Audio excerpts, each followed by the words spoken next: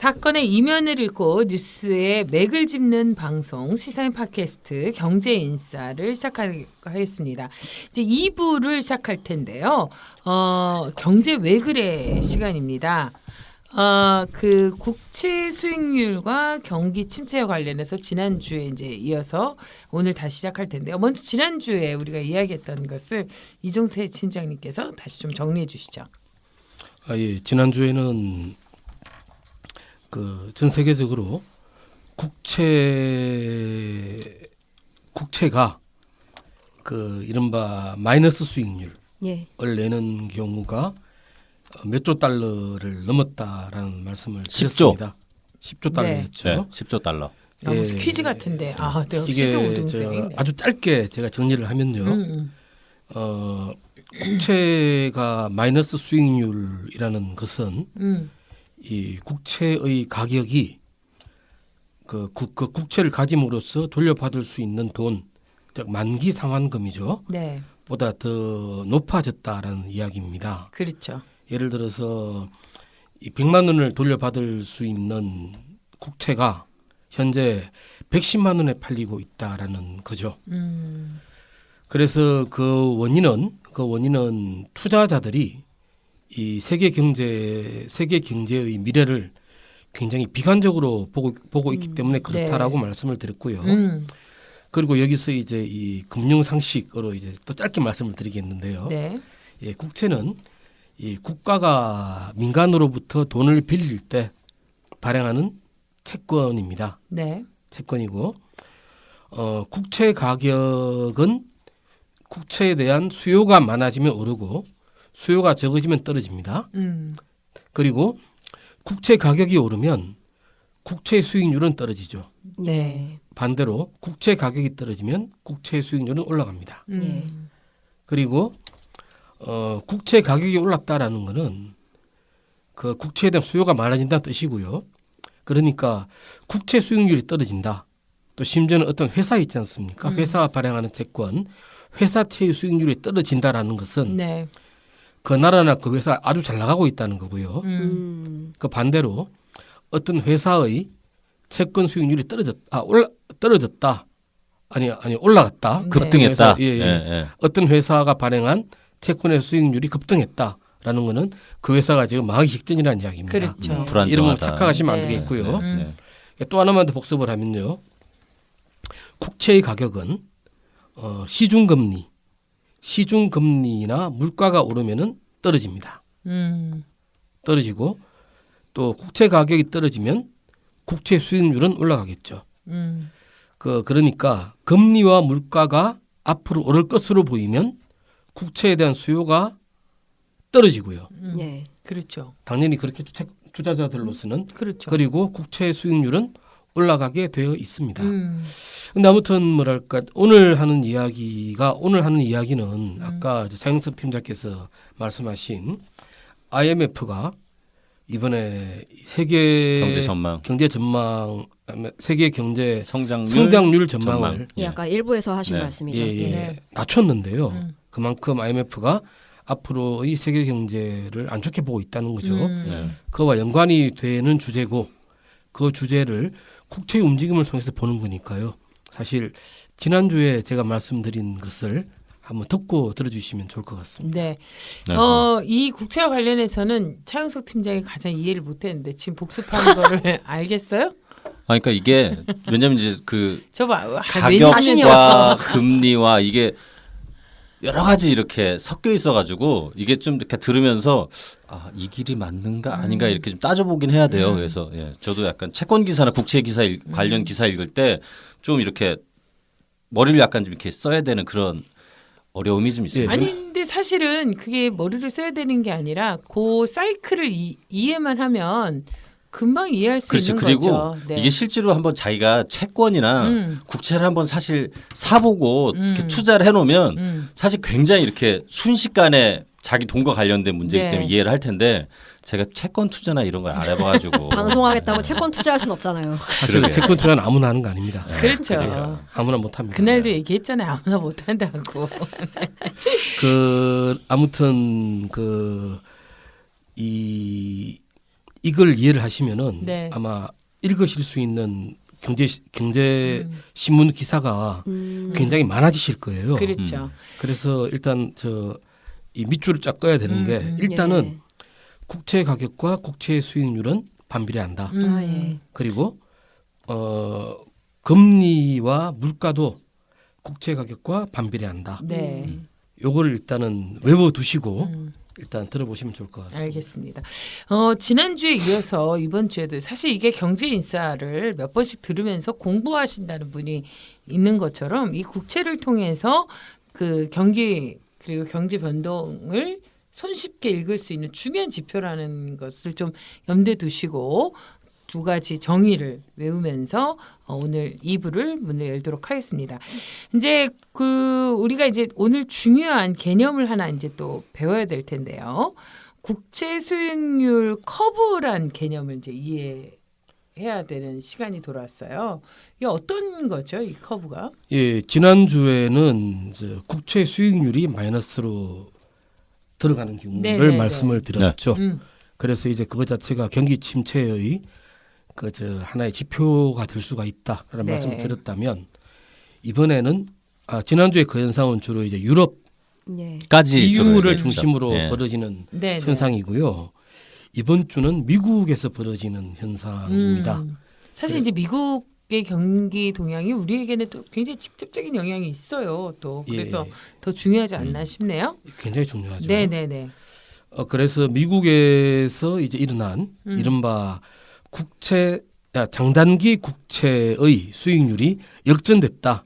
예, 이 기사가 엄청 많이 나왔었어요. 라는 네, 이야기인데 사실 이게 아마 경제 신문만을 보셔서는 조금 이해하시기가 어려울 겁니다. 그리고 이게 나하고 어떤 영향이 있는지 잘 모르니까 일단 그거부터 예. 하나하나 짚어 나가죠. 예. 네. 그럼 일단 말씀을 드려도 네, 되겠습니까? 네, 네, 네. 네, 예. 이 마이크 대구서 얘기. 예, 알겠습니다. 저분은 이제 국제보다는 이제는 마이크 음량 이런 게 네. 굉장히 더 이 민감한 마이크의 음량은 거리와 반비례합니다. 알겠습니다. 네. 예. 거리와 비례하는 거 아니에요? 그건 아니죠. 반비례하죠. 네. 말하자면 좁을수록 이제 커지니까요. 예. 정말 대단하신데요. 예, 그러면 일단 오늘은 이 국채의 만기라는 개념을 가지고 좀 살펴보죠. 그리고 국채에는 만기에 따라 여러 종류가 있습니다. 가장 짧은 만기는 하루도 있습니다. 하루짜리가 있어요? 예, 하루짜리 오. 주로 이제 이른바 오버나이트 금리라는 건데요. 예. 주로 이제 민간 은행들이 네. 이제 오버나이트 시장 이건 다음에 말씀드리죠. 네, 예, 이건 그럽시다. 좀 네. 한좀 길어집니다. 네. 그리고 짧게는 한 달, 석 달도 있고요. 이건 무슨 말인가 하면은 정부에 돈을 빌려주면 네. 하루나 한 달, 세 달 사용한 뒤에 정부가 돌려받는다는 거죠. 우리가. 그리고 이런 걸 주로 단기 국채라 그럽니다. 그렇겠네요. 네. 그런데 정부는 되게 오랫동안 돈을 빌리기도 합니다. 예. 심지어는 1년 정도가 아니라 10년, 예. 특히 미국 같은 경우에는 30년짜리도 있습니다. 예. 근데 일단 이제 이 돈을 빌려주는 사람 입장에서 한번 보기로 하죠. 근데 예를 들어서 이제 저번 주에 든 사례처럼 정부에 100만 원을 주고 120만 원을 돌려받는데 그런데 여기서 3달 빌려주는 거하고 10년 빌려주는 거를 일단 생각을 해보겠습니다. 네. 3달과 10년. 네. 그러면 어느 쪽에 더 많은 이자를 받아야 되겠습니까? 10년이죠. 10년. 돈이 그만큼 묶이는 건데. 그렇죠. 예. 네, 좋아요. 네, 역시 대단하십니다. 출발을 잘하고 있어요. 네. 저분이 원래 우리 경제 부팀장 했어요. 네. 그런데 국채를 잘 몰라요. 뭐 국채 기사만 쓰는 거 아니니까요. 역시 같은 편. 네, 좋아요. 네.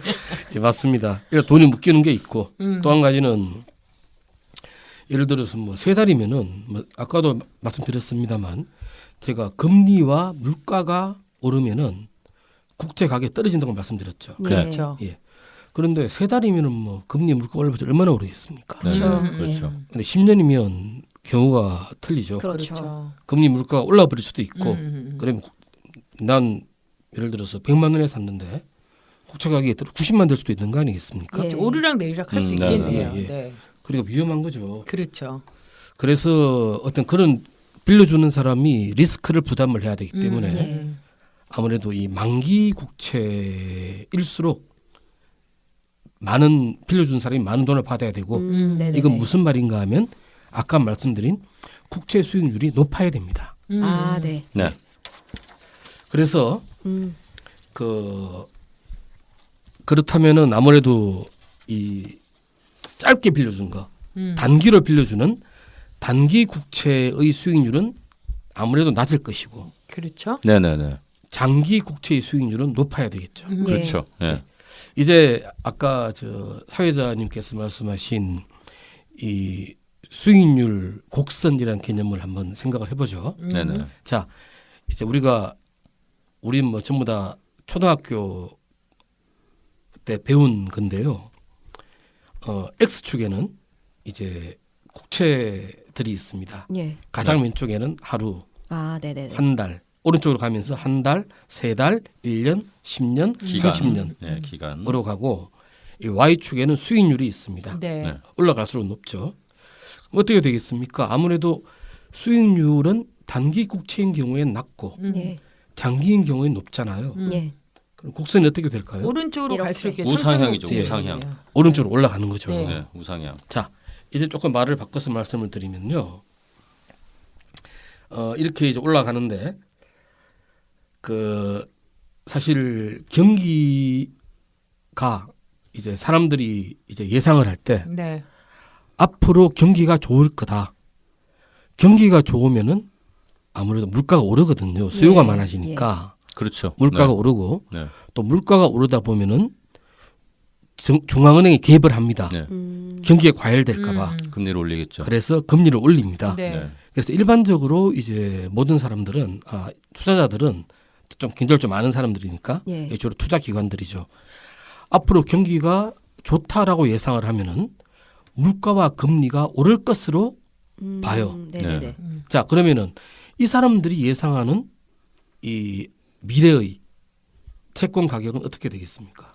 떨어지겠죠. 떨어지죠. 네. 네. 그러면은 채권 가격이 떨어진다는 것은 무슨 수익률은 어떻게 된다는 거죠? 올라가는 오른다는 거죠. 거죠. 어제 반비례한다 그랬죠? 네. 오른다는 거죠. 음. 그래서 경기가 좋다라고 우리가 예상을 하게 되면은 아까 좀 전에 말씀드린 수익률 곡선의 기울기가 굉장히 커집니다. 네. 네. 네. 가파르게 치솟게 되는 거죠. 네. 네. 근데 그 반대로 경기가 뭐 그저 그럴 것이다라고 하면은 이게 좀 올라가야 되는데 그게 아니라 완만해지겠네요. 평평해집니다. 아, 네. 그런데 평평해지기까지 완만해지는 예, 예. 것도 아니고. 네. 평평해지는 곡선은 제가 꽤 많이 봤습니다. 아 그래요. 예, 그런데 만약에 최악의 경우 이게 경기가 아주 안 좋을 것이다 예. 라고 예상을 하지 않습니까? 자, 경기가 아주 안 좋아지면 미래에 어떻게 될까요?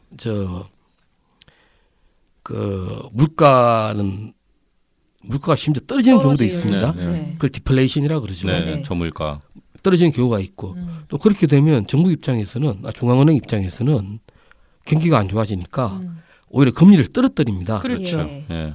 여기 그렇게 예상을 하는 거죠. 네. 이렇게 예상을 할 때 물가가 떨어지고 금리가 떨어지면 네. 채권 가격이 어떻게 되죠? 올라가죠. 미래 올라가겠죠. 채권은 올라가겠죠. 네. 채권 수익률은요?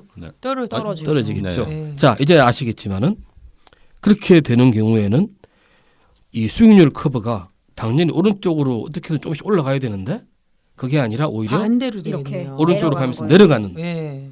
그런 선이 나올 수가 어. 있는 거죠. 완전 이해되시죠? 예. 그러네요. 예.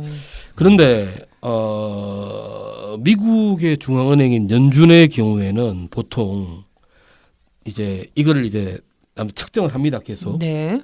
보는데 미국의 연준이 가장 많이 비교하는 이 라인이 예. 이 3달 만기 미국 국채하고 네. 10년 만기 미국 국채예요. 음. 단기채와 장기채죠. 네. 이거를 이제 계속 비교를 하는데 지난달 말하자 3월 22일인데 네. 이날부터 이 10년 만기 미국 국채의 수익률이 3개월 만기 채권의 수익률보다 밑으로 떨어져 버렸어요. 어머. 원래 우상향해야 되는 그래프가 이렇게 우하향하게 되는 예, 그 구간에서 예. 네. 예, 떨어져 버린 거죠. 그러니까 사실 그리고 이게 아마 한 제가 알기로는 5일 정도 계속된 걸로 알고 있습니다. 네, 아, 네. 그 상황이 된 거를 장단기 수익률 역전이라고 부른다는 거예요? 예, 그렇죠. 아, 네. 말하자면 이제 당연히 네. 이 장기 수익률이 단기 수익률보다 높아야 되는데 그렇죠.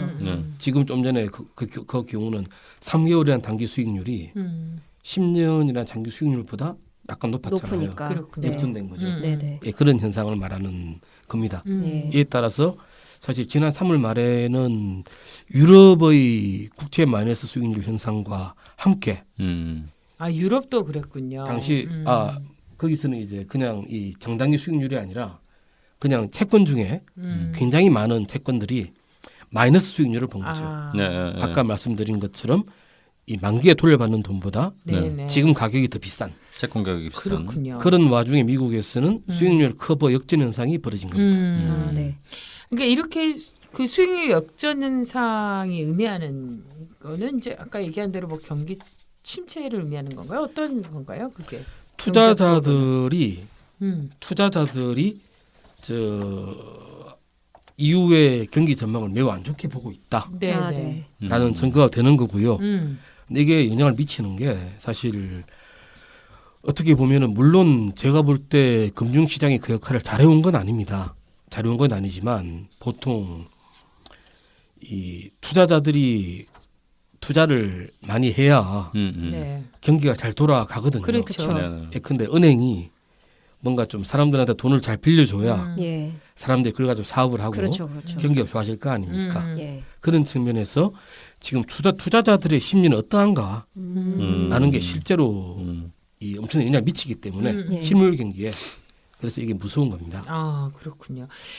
일단 이제 이 국채 수익률 역전이 발생하면 머지않아서 이제 미국 경제가 침체에 빠질 수도 있다 이런 얘기인데 우리 경제에도 이제 좀 문제가 생길 것 같습니다. 뭐 이게 진짜 믿을 만한 건지 이게 이제 예측력이 있는 건지 그러니까 저런 그게 중요한 만약에 것 같아요. 국채 수익률 역전 이게 되게 드물게 발생을 하면 딱 뭐가 발생한다 이게 그게 믿을 만한 그런 사인인가요? 신호인가? 예, 그래서 이게 사실은 이 다양한 의견이 있습니다. 다양한 의견이 있는데 그런데 이 국채 장단기 수익률이 역전되면은 일정한 시차를 두고 예. 경기 침체에 빠진다라는 아. 어떤 믿음이 예. 사실은 어떤 미국의 뭐 제야나 뭐 저 이 젤라시 투자 기관이 아니라 네. 이 미국 금융 당국과 또 이제 이 은행계에서 이 전통적으로 굉장히 신뢰도가 높은 어느 정도 경기 예측력이 침체. 있다는 거군요. 그렇습니다. 지표입니다. 상당합니다. 실제로 2차 세계대전 이후에 미국에서 여러 차례에 걸쳐서 수익률 역전 현상이 일어났는데요. 네. 그러면 반드시 침체에 빠졌고 아. 그렇게 되지 않은 경우가 예. 1960년대 중반에 한 밖에 없었다 그래요. 아. 한 번 빼고는 다 그렇게 됐다는 거죠. 다 맞았군요. 예, 그러니까. 그리고 아주 저 평균적으로는 2차 세계대전 이후를 통틀어서 보면은 장단기 국채 수익률 커버가 역전되고 나서 15개월 이후에 경기 침체가 시작이 됐고 1년이네요. 1년 아, 남짓. 1년 1년 3개월 1년 정도죠. 3개월. 예. 그리고 이거를 저 1980년대 이후로 제한을 하면은 21개월 정도 뒤에 경기 침체에 빠졌다고 그래요. 그러니까 한 1, 2년 안에 이런 현상이 일어날 그러니까 수 있다라는 그렇게 거죠. 따지면 내년 6월 이후네. 그죠? 그러게요. 예, 그렇죠. 내년 6월 이후. 그런데 이제 여기에 대한 반론도 만만치가 않습니다. 왜냐하면 일단 지난해의 미국 경제는 사실 굉장히 좋은 편이었고요. 네. 고용이라든가 이런 데서 굉장히 좋은 편이었고요. 그래서 이제 상당수의 이 분석가들이 이제 반발하는 사람들도 있는 거죠. 그러니까 어떤 분석가들은 수익률 커버가 역전된다고 해서 반드시 경기 침체가 일어난다는 의미는 아니다. 그리고 또 이 경제 시스템이나 시장 상황이 많이 바뀌었다. 그래서 설득력이 없다라고 이야기를 합니다. 예를 들어서 파이낸셜 타임스 4월 3일자에 보면 이제 이거를 잘 설명해 주는 기사가 나왔는데 네. 저는 어느 정도 설득력이 있다라고 생각을 해요. 네. 저는 이종태 팀장을 믿습니다. 감사합니다. 아무도 안 믿어주는데. 예. 쭉 이어가세요. 네. 확실히 희망을 좀 찾아야 돼요. 칭찬은 고래도 춤추게 하고 구독, 좋아요, 알람은 절 춤추게 해요. 알겠어요. 제가 좀 얼굴이 빨개지지 않았나요? 맞아요. 예. 어찌나 기쁜지. 아 뭐야 하나도 안 기쁜 말씀 어찌나 기쁜지. 어떻게 이거 중요한 대목이에요. 자, 빨리 하세요. 네. 이거 저는 지금 웃으면 안 되는 겁니다. 네, 집중하시죠. 예. 그래서 이제 이 파이낸셜 타임스가 소개한 이런 낙관론들을 좀 보면 이 낙관론들은 그렇게 말을 합니다. 이번에 수익률 커브가 역전됐지만 이게 지금 미국 경제의 상황을 반영한 게 아니다라는 거죠. 아. 오히려 어떤 특수한 예. 사정이 있다. 네. 그게 뭔가 하면은 네. 그러니까요. 결국은 이 수익률 커브가 내려갔다라는 거는 장기 국채 그러니까 미래 국채의 가격이 올라갔다는 거잖아요. 네. 그렇죠. 그런데 이 장기 미국 국채의 가격이 오를 만한 이유가 있었다는 거죠. 그게 뭔데요? 그게 뭔가 하면은 그 2008년 세계 금융 위기 이후에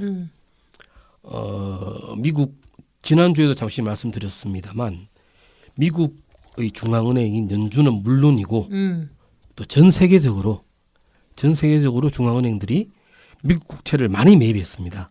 아, 네. 네네네. 예, 그 이유는 뭔가 하면은 안전하다고 봤어요. 예, 미국 보니까. 국채는 사실 네. 전 세계에서 가장 안전한 자산입니다. 네네. 내가 볼 때는 요즘은 금보다 더 안전한 것 같아요. 오히려. 말해 미국 국채를 가지고 있으면은 예. 어떤 사태가 발생했을 때 그 가치가 떨어질 가능성이 가장 작다는 거죠. 예, 그렇죠. 그래서 이제 전 세계 금융기관들이 안전 보장용으로 미국 엄청나게 국채를 사는 거군요. 사들였고 또 물론 그 이유 중에 하나는 미국의 중앙은행 연준이 사들인 이유는 그거죠. 연준도 미국 국채를 많이 사들임으로써 미국 국채의 가격을 올린 겁니다. 아, 네. 그러면 수익률은 떨어지죠. 예. 저번에 네, 말씀드렸지만 국채 수익률이 떨어지면은 국채 수익률은 모든 시중 금리에 제일 밑에 있기 때문에 낮은 장계라 그랬죠. 모든 시중 금리가 내려갑니다. 예. 금리. 그걸 예. 통해서 경기 부양하려고 그랬던 네. 거고요. 네네네. 아무튼 그만큼 이 그동안 양적 완화 이후에 이제 미국의 연준이나 다른 나라 중앙은행 혹은 다른 나라 은행들 네. 이 미국 국채를 많이 가지고 있다는 거죠. 네. 이건 무슨 말입니까? 무슨 말인가 하면은 장기 국채 중에 상당 부분을 이 중앙은행이나 은행들이 갖고 있다는 거 아닙니까? 그렇죠. 그럼 시중에는 얼마 안 되는 거죠. 예. 자, 국채가 나와 있는 양이. 네. 그렇죠. 네. 예. 그러면은 수요는 있는데 공급은 줄어드니까 예. 장기 국채의 가격은 오를 겁니다. 올라가겠죠. 그와 함께 국채의 수익률은 떨어지겠죠. 예. 일단 이렇게 장기 국채 수익률이 낮은 이유가 설명이 됐죠. 예. 예, 또 하나 더 있습니다. 이번에는 그렇다면은 단기 국채의 수익률이 높아졌다는 거 아닙니까? 예. 그렇죠. 그건 왜 그런가? 여기 또 설명이 있습니다.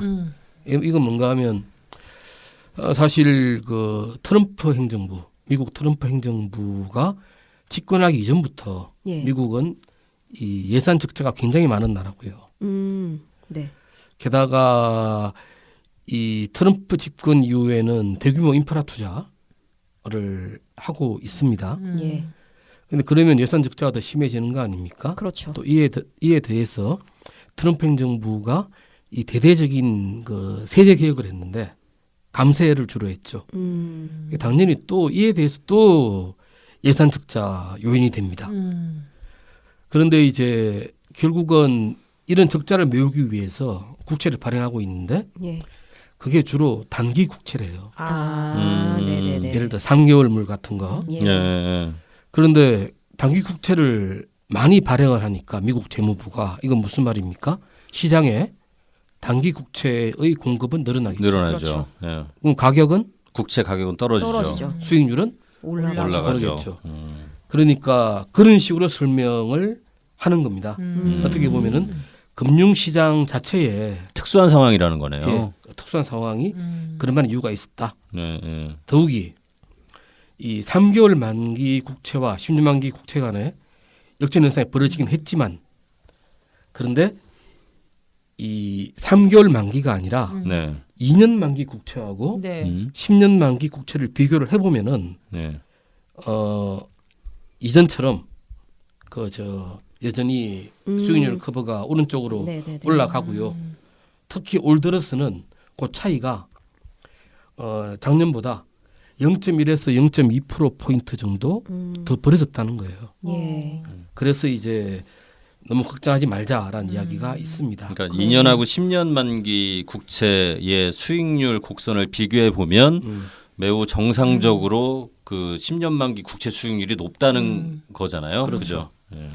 이게 사실은 이제 경제를 들여다볼 때는 여러 가지 변수가 있는데 그게 2차 대전 이후부터 지금까지 그 기준으로만 놓고 봤을 때는 뭐 말씀하신 대로 특별한 변화 없이 이렇게 좀 비관적으로 볼 수 있지만 현재 이렇게 특수한 상황을 고려해 봤을 때는 그렇게 염려할 수준은 아니다. 이렇게 정리할 수 있을 것 같아요.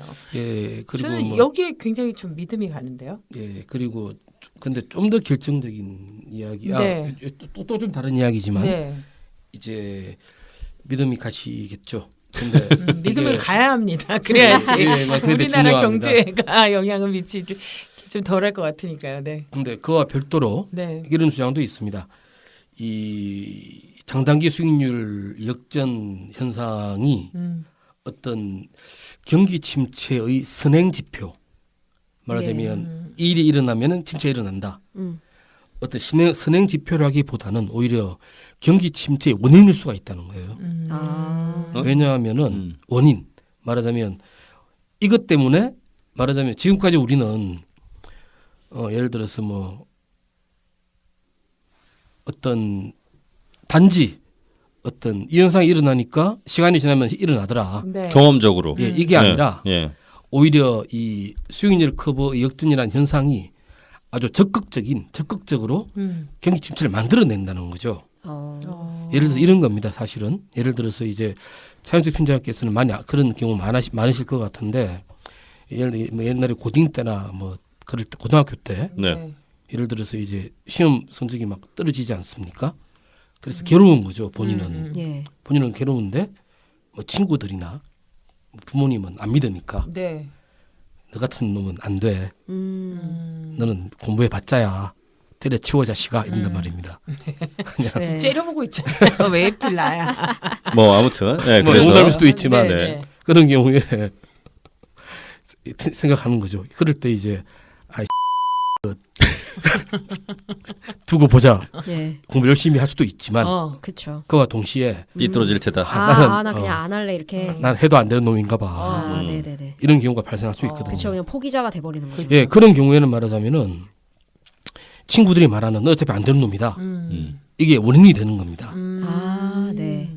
앞으로 성적이 더 안 좋아지는. 네네. 그래서 이제 하나 예를 들면은 실제로 은행들 같은 경우에는 말입니다. 은행 입장에서 예. 단기 자금 은행은 주로 하는 일이 뭔가 하면은 그 수많은 이 시민들의 이제 예금을 받아서 예. 그거를 장기로 빌려 주는 데서 돈을 벌거든요. 아, 네. 사실 단기로 빌려주는 이자는 얼마 안 돼요. 네. 장기로 빌려줘야지 은행이 돈을 법니다. 네. 그런데 만약에 은행이 이런 수익률 커버 역전 현상을 보면서 앞으로 장기적으로 경제가 안 좋아지는구나. 아니 그러면은 장기적으로 돈 빌려주면 안 되는 거 아닙니까? 그렇죠. 예. 그렇죠. 못 받을 가능성이 커지니까요. 그렇죠. 그래서 은행이 장기 대출을 안 하게 되는 거죠. 안 하게 되면 어떻게 되겠습니까? 그런 행동 때문에 경기 침체가 벌어지죠. 벌어지는 겁니다. 예. 그러니까 어떤 이 수익률 커버가 실체가 뭐든 간에 이거 자체가 나타남으로써 사람들이 어떤 부정적인 심리를 가지고 예. 확산시킨다는 거. 예, 이것 때문에 일어난다 침체가 그럴 수도 이런 있겠네요. 의견도 있습니다. 그러니까 이게 수치와 통계가 갖는 어떤 면에서 함정, 뭐 이렇게 오류 이런 게 아닌가 이런 생각이 들어요. 왜냐하면 경제라는 건 숫자이기도 하고 뭐 이렇지만 오히려 거기에 빠져서 발목이 잡힐 수도 있지 않나 순간적으로 그런 생각이 좀 들기도 하네요. 저는 근데 그러니까. 수치를 믿어요. 그래서 그래요? 순위를 이렇게 자주 보잖아요. 저는 안 믿어요. 저는 이종대 팀장의 말을 믿어요. 아니, 사람을 그러면 믿어요. 이게 저희는 안심을 해도 되는 건가요? 아니면 그치, 이제 누구 말을 믿어야 되는 거야? 문제는 이제 우리 경제고 사실 이제 우리 경제가 중요한 건 내 삶하고도 직접적인 관련이 있기 때문에 그런 거죠. 그러니까 네. 지금 이종태 기자가 여태까지 쭉 말씀하신 게 3월 말쯤에 그때 신문들 보면 R의 공포라는 키워드로 한번 검색을 하시면 그게 R이 리세션 그래서 경기 침체 그 R인데 그래서 이렇게 장단기 국채 수익률 역전 현상이 나타났다. 그래서 경기 침체가 침체가 올 우려된다. 것이다. 그래서 그거를 검색하실 때 R의 공포라는 기사들이 쏟아져 나왔어요. 그때 즈음에. 근데 그 역전 그죠? 현상이 5일밖에 안 됐다면서요. 근데 그걸 갖고 어떻게 그렇게 그래도 이게 국제경제를 60년대 그렇게 이후에 단언할 수 다 있어. 한 번 빼놓고 거의 다 다 들어맞았다는 들어맞았대잖아요. 아니, 용한 점집을 갈 게 아니고 이런 아니야. 숫자를 믿어야 돼요. 그런데 지금 그게 특수한 경우가 있다고 그래도 하잖아. 낙관론이 있잖아요. 지금 얘기를 그러니까 들어보니까. 이례적인 경우가 있다. 그러니까 좀 안심을 하고 싶은 거지 우리는. 그렇죠. 네, 그래서 저도 이제 음. 그걸 읽으면서 되게 기뻤습니다. 예. 안심이 좀 되더라고요. 예, 예, 예. 근데 또 다른 자료를 찾다 보니까 네. 조금 무서운 이야기를 자료를 그만 찾아야 돼. 알게 됐는데요. 그건 뭔가요? 그건 그 자리는 뭐예요? 그 지난 2005년 7월이었습니다. 당시 네. 어땠는가 하면은 당시 미국 경제의 지표들이 굉장히 안 좋았어요. 그리고 당시에 장기 즉 10년 만기 국채의 수익률이 네. 3개월 단기 국채보다 겨우 0.9%포인트 높았대요. 아, 그러니까 차이가- 이제 차이가 얼마 안 거의 남은 이렇게 거죠. 평평한. 예. 그래서 이제 경제 주체들과 이 정부와 음. 정치권이 바짝 긴장을 한 거죠. 네네. 말하자면 조금만 더 내려가면은 그렇죠. 역전되는 거 역전되니까. 아닙니까? 그래서 이제 그 앨런 그린스펀 이 양반은 연준 관료로나 또 경제학자로는 아주 유명한 양반입니다. 그렇죠. 예, 예. 이 양반이 저 당시에 연준 의장이었습니다. 그래서 이제 2005년 7월에 미국 상원에 나가서 이야기를 합니다. 수익률 커브는 이미 폐물입니다. 예측력 없습니다. 예. 지금까지 그 여러 증거들에 따르면 증거들에 네. 증거. 따르면 네, 증거. 우린 증거. 조용히 예. 지금 아, 중요한 얘기야 지금 그런데요. 예, 증거건 증거들에 증거건에 따르면 그동안의 경제 시스템 변화 때문에 이 수익률 커버 역전이라는 게 경기 침체를 예측하는 지표 내지 수단으로는 쓸모없다는 것이 입증되었습니다. 네. 아, 네. 라고 좀 자신만만하게 이야기를 했습니다. 예. 그리고 나서 근데 그리고 틀렸나요? 나서 근데 이거는 지금도 이런 얘기 하고 있잖아요. 실제로 네. 아까 낙관론이 그 이야기 아니 아닙니까? 그러니까 그리고 그렇죠. 나서 어떻게 됐냔 말이죠. 그리고 그다음에 1년 2008년 금융위기 2008년 금융위기가 확 왔다는 이제 거 아니에요? 그리고 어려움이 1년 생긴 뒤에는 1년 뒤에 음. 수익률 역전이 벌어졌고요. 벌어졌죠. 예, 예. 그로부터 18개월이 지나면서 일어난 사건이 2008년 음. 금융위기입니다. 그래서 어떻게 하라는 얘기예요? 그러니까 어쩌라는 얘기예요? 뭘 각자- 믿으라는 거예요? 각자 고민하면서 합리적인 판단을 해야 되겠지요. 각자 고민하래. 그러니까 이게 왜 아래 공포 이런 게 많이 나오고 외신이나 국내 언론에서도 아래 공포가 기사가 된지는 그러니까 실제로 저렇게 그 수치가 어쨌든 저런 현상을 보이고 나서 경험적으로 계속 위기가 왔기 때문에 네. 그리고 그것이 한 아까 얘기한 11년 3개월 그죠? 1년 3개월에서 한 20개월 그러니까 1년이나 2년 뒤에 그런 위기가 왔다 이 얘기인 거잖아요. 그래서 그거에 대해서 이거 좀 약간 그러면 내년 6월 이후인데 아니 그러니까 그랬는데 지금 아까 그 굉장히 이례적이고 특수한 경우가 있어서 우리가 긍정적으로 이 사인을 그렇게 맹신할 필요는 없다라고 얘기했는데 지금 그린스핀 얘기를 하면서 다시 이야기는 원점으로 돌아가면서 각자 도생의 길을 살자라고 얘기를 하시면 각자 도생은 아니고요. 이게 단지- 뭐가 됩니까? 단지 공포 영화가 대충 다 그렇더라고요. 뭐요? 공포 영화 보면은 보통 이제 오늘 이종태 살인마를- 팀장님 목소리조차도 공포스러워요. 지금 살인마를 갑자기. 무찔렀는데 예. 얘가 끝판에 이제 마지막 점에 눈을 다시 뜨지 않습니까? 그렇죠. 뭐 그런 식으로 한번 음. 원고를 짜보는 거죠. 죄송합니다. 근데 이제 진짜 이거 만약에 이런 현상이 뭐 또다시 반복이 되거나 그러면은 근데 어쨌든 여러 가지 사인은 좋지는 않긴 하네요. 아까 그 IMF 그렇죠. 맞아요. 경제 예. 세계 경제 성장 전망치도 지금 떨어진 상태고 그리고 뭐 아까 일부에서 잠깐 얘기했지만 트럼프는 EU하고 또 이 그렇죠. 무역 전쟁을 그렇죠. 일으킨다 하고 아니 왜냐면 이제 그 국채 이야기에 제가 이렇게 반짝반짝하고 이런 거는 어디다 투자하셨어요? 아니 그게 아니라 국채와 관련해서 이제 금리가 연동이 되기 때문에 금리는 곧 내 삶의 대출과 연결이 되기 때문에 아 그래서 이런 이게 뉴스를 아주 엄청 열심히 반짝반짝해요 저는. 그런데 그래서 이제 좀 더 이렇게 희망을 품고 살려고 그랬는데 지금 이런 식으로 결론을 내주시면 오늘부터 또 잠은 다 잤어요 이제.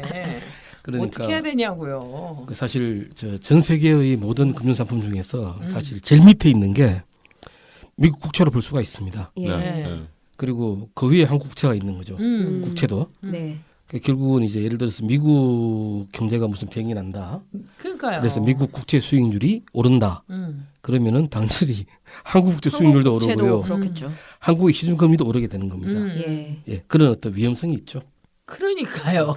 예, 저는 사실 별로 돈을 빌린 게 크지 안타깝네요. 않아가지고요. 아, 저 부채가 별로 없으셔서 저렇게 그러니까 덤덤하게 굉장히 말씀하시는 건가요? 아니 아이고. 우리 내충에서 맨날 그 얘기하잖아. 자기는 빚이 없다고. 자기 내출이 없다고. 이러니까 이 문제를 늘 덤덤하게 얘기하잖아. 사실 별로 마음이 덤덤하지 않았습니다. 되게 불안합니다. 솔직히 말씀드리면 불안합니다. 그 사회자도 금리에 대해서 좀 덤덤해질 필요가 있어요.